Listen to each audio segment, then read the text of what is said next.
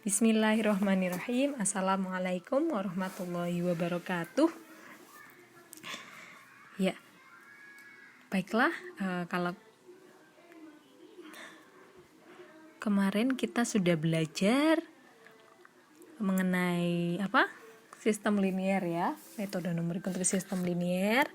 Sekarang kita akan belajar tentang sistem yang non linier. Monggo berdoa dulu sebelum kita mulai. Baiklah, jadi langsung saja ya. Kalau sistem non linier itu berarti yang pangkatnya lebih dari 1 ya, bisa 2, bisa 3, bisa 10, bisa 1,5, 2,5, seperti itu ya. Nah, itu biasanya kan kalau dulu pas kita sekolah itu, kalau persamaan kuadrat itu ada yang namanya akar dari persamaan ya. Jadi misalnya seperti ini, kita punya persamaan. Akar dari persamaan ini berapa? Ini ya, X-3, X-2, X-1. Berarti akarnya itu adalah ketika nilai dari fungsi ini adalah 0 begitu ya. Jadi nilainya 3, 2, dan 1. Seperti di dalam gambar ini, kalau kita gunakan metode analitik, maka hasilnya 1, 2, dan 3 di titik ini ya. Pada X, 1, 2, dan 3, fungsi ini nilainya akan 0. Ini adalah fungsi berpangkat 3. Nah, kalau metode numerik itu iteratif. Jadi kita mengulang,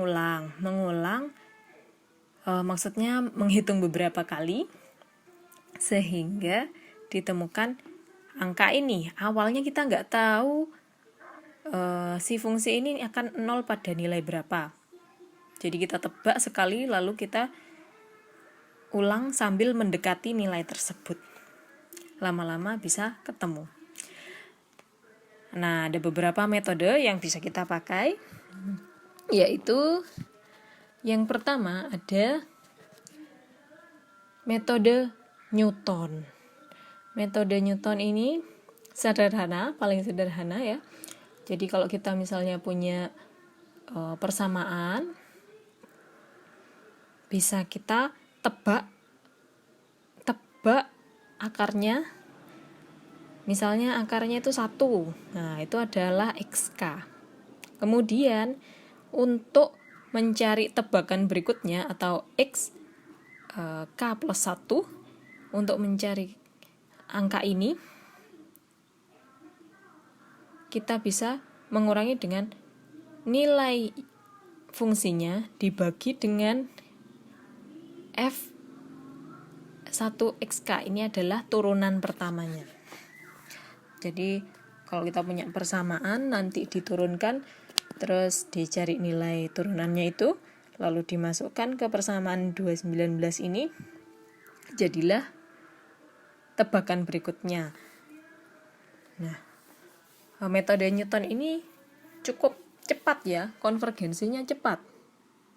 Namun kita harus punya persamaan turunannya tadi. Kalau misalnya persamaannya tidak bisa diturunkan, biasanya nggak bisa pakai metode ini. Jadi misalnya kita punya persamaan ini, terus kita mau nyari 2 akar yang lain ini. Nah, terus kita menebak dulu pertama itu ya. Ditebak dulu, lalu bagaimana misalnya X0-nya itu kita tebak 1 gitu ya. Terus kita masukkan ke sini.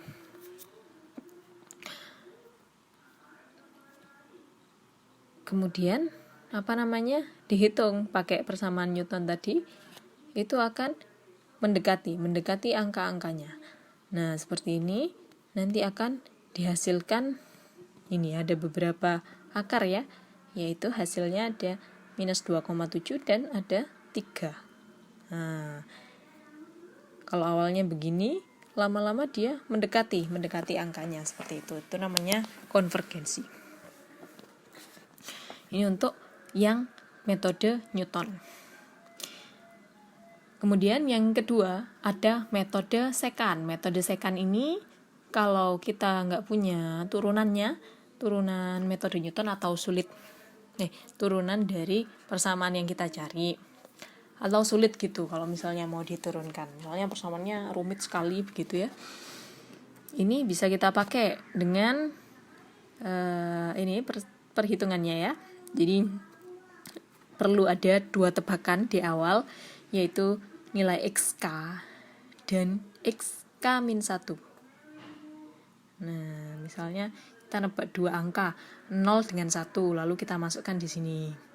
Nanti tinggal dimasukkan nilai fungsi pada XK dan nilai fungsi pada XK-1. Nanti ketemu tebakan berikutnya. Tapi konvergensinya lebih lambat daripada metode Newton. Kemudian bagaimana kalau metode Newton ini kita pakai untuk lebih dari 1 persamaan? Misalnya di sini ya, kita punya 2 persamaan ya di sini. Lah, ini ada namanya J atau matriks Jacobian dari fungsi yang kita akan cari akarnya. Lah, matriks Jacobian ini adalah isinya turunan-turunan parsial dari masing-masing persamaan terhadap akar yang akan kita cari. Jadi persamaan 1 diturunkan terhadap X1, persamaan 1 diturunkan terhadap X2, begitu juga dengan persamaan 2 secara parsial, sehingga turunannya seperti ini ya. Kalau sudah tahu turunan parsial, ya tinggal begini saja jadi hasilnya. Nanti ini tinggal dimasukkan ke sini. Nah, dua-duanya harus ada tebakan awalnya, X1-nya berapa, X2-nya berapa, seperti itu. Nah, itu tadi untuk metode Newton, lebih dari 1 persamaan.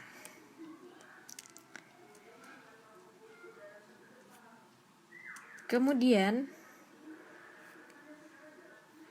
nah, ada yang namanya juga metode Broyden. Ini juga untuk mencari lebih dari 1 persamaan tadi.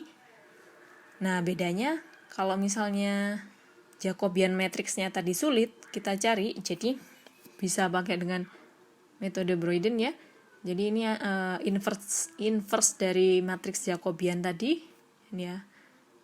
Kalau ada tadi J-1 di sini, nanti di matriks metode Broyden ini kita langsung estimasi inverse-nya dari matriks Jacobian tadi dengan cara begini. Nah, seperti ini. Untuk setiap variabelnya itu ada nilainya di sini, delta XK berapa, delta FXK berapa. Nah, mungkin ini agak sulit ya kalau misalnya kita tidak lihat menghitung langsung. Jadi kita coba ya perhitungannya, kita lihat di video yang lainnya. Jadi untuk penjelasan dasarnya sekian dulu dari saya. Terima kasih banyak. Monggo kalau ada pertanyaan. Terima kasih. Wassalamualaikum warahmatullahi wabarakatuh. Semoga bermanfaat.